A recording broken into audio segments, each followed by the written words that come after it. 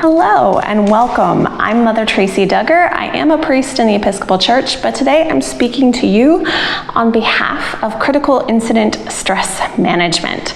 So this is something separate and in addition to my role as a priest that I am trained in. And I think it's especially important to share those skills now to help people cope in the midst of crisis and chaos. Now, a few caveats. I am not a licensed psychotherapist. I am not a mental health professional. I am a priest trained in chaplaincy to mitigate the effects of trauma and crisis so that people have a better chance of coming through the other side of chaos with better outcomes, less post-traumatic stress disorder, better positive coping. So that's the aspect that I'm going to share with you today. So when chaos and crisis hits, whether it's financial, familial, medical, or global, the body has a lot of physical responses. Your chemicals in your brain are going to change as a result of trauma. So that's different for everyone exactly what happens, but many people will see a spike in cortisol, meaning they're going to feel stressed and they're going to want to eat more or eat less. You'll probably have some difficulty sleeping or sleeping too much. Disordered sleeping, disordered eating is very common after trauma. And in the immediate effects of crisis, we always tell people, we just want to normalize what you're going through. It is normal for your body to show physical symptoms of mental stress. So if you're having digestion issues or difficulty sleeping or nervous tremors, or there's so many different physical ways that mental stress can manifest, and that is fine. It is okay, and it is normal. Now that being said, just because something's normal doesn't make it good, right? So yes, it's normal to gain weight if you eat too much, but we don't want that, just like we don't want to continue to get worsening patterns of these manifestations of trauma.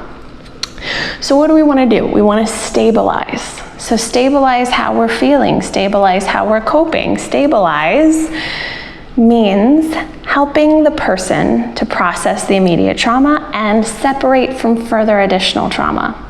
Now, for not everyone, this is going to be possible.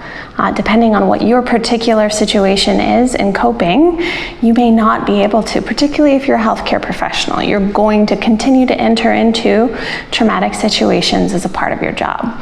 But for those of us who are able, something that's important is to reduce secondary trauma. Meaning what? As much as possible, do not continue to re-traumatize yourself with obsessive watching of the news or obsessive patterns of thinking or ruminating over what ifs and what could be and what did happen and why. Now, what does this mean? It means, especially for people undergoing a high degree of stress, when you go to sleep, your body processes everything in your brain and either sorts it to file for long-term information. Is this useful? Is this pertinent? Do I need to keep this? Or is this something that I can let go of? If you watch the news cycle right before bed, you are very, very likely to continually re-traumatize your brain and teach it to prioritize negative information and negative coping. You are also likely, due to having increased endorphins and adrenaline due to watching the news, to have less good sleep. And good sleep is very important because it allows your brain to heal. When you undergo a trauma and you are not able to sleep, some of these patterns of thinking and connections can get broken and stay broken because the body isn't able to get a deep enough restful sleep in order to heal.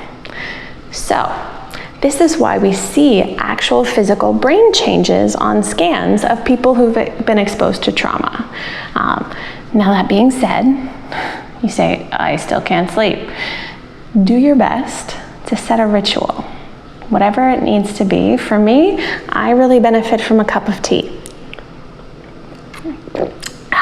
There's something about shutting down for the night, going in, making a hot cup of tea. It takes about 5 minutes, and then sitting down and drinking it. And that works for me sometimes, not all the time, but it helps.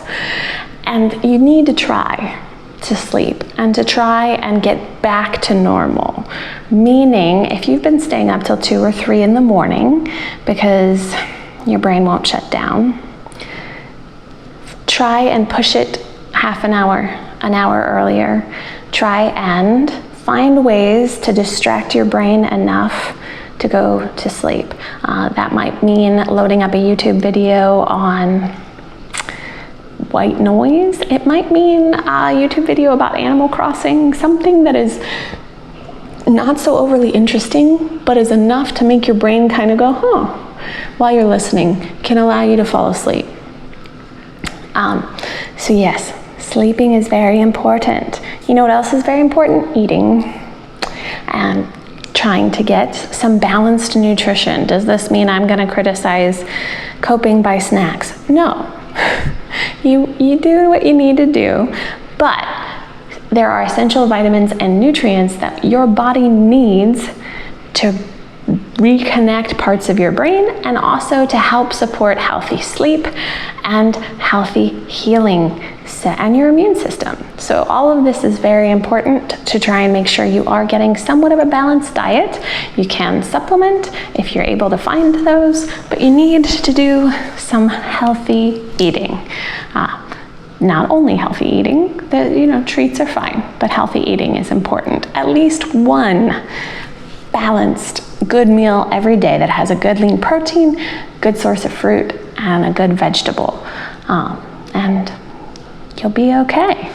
Doesn't have to be perfect, but it'll be enough to help your body. And I'll look at my notes. Yes, so also an important thing to realize when you are coping with trauma, yes, the feelings that you have are normal. That doesn't mean that they're true.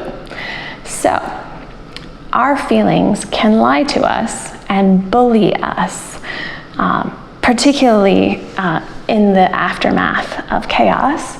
People are prone to catastrophize, meaning we're going to take what we're going through now and we're going to imagine what it is like 1 step worse, 2 steps worse, 3 steps worse. Oh my goodness, what if, what if, what if? This is a disordered pattern. I don't know why we do it, but we do, in the sense that we're trying to protect ourselves from further trauma, but we're actually traumatizing ourselves by envisioning and imagining all of these outcomes. So when you find yourself doing this pattern of catastrophizing, stop, take a deep breath. Focus on what is physically around you. Find something to ground you.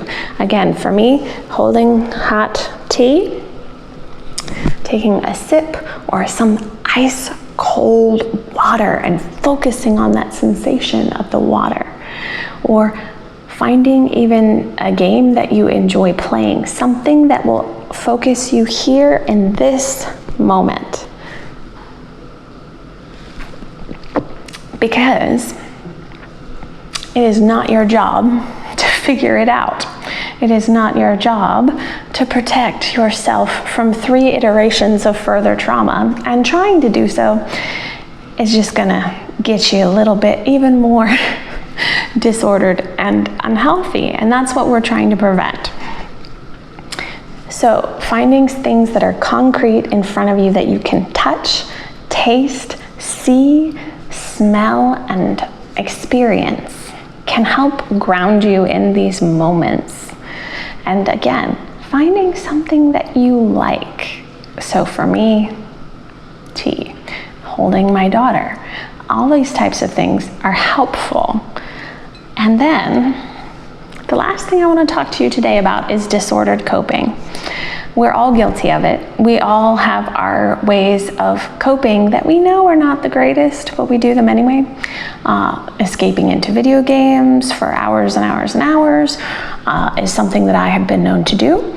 Or negative eating, or drinking, overconsumption of caffeine to compensate for not sleeping. There are lots of different things. So firstly, I want to talk to you. If you have an addiction, now is not the time to detox. So that being said, if you have an addiction, you have been over-consuming alcohol or consuming drugs or something that is altering your body, now is not the time to detox, and in fact can be very, very dangerous and further traumatize your brain. So that being said, it's good to get clean, it's good to get sober. Work on it with a medical professional to get you there in a way that is healthy and will get you to where you need to be. If you do not have a physical dependent addiction or a mental dependent addiction, recognize that now is a time when those are prone to start. Many, in fact, I would argue most, people who come through addictions are people who have survived trauma and used those as coping mechanisms. So if you are struggling, don't make your ritual having a glass of wine every night and then a bigger glass of wine in order to cope. Or if you are struggling, just be aware that your body is likely to turn to things that give you an immediate boost of epinephrine and joy hormones that aren't going to long-term be healthy for you. So be on the watch for that. And if at any point you see that in yourself, then you need to reach out for help. Talk to your counselor, talk to a pastor, call your insurance information. Many of them have telehealth up and running for mental health as well. And they can be a vital resource in getting you to coping more positively. And so I hope this video is helpful. If it's not, oh well.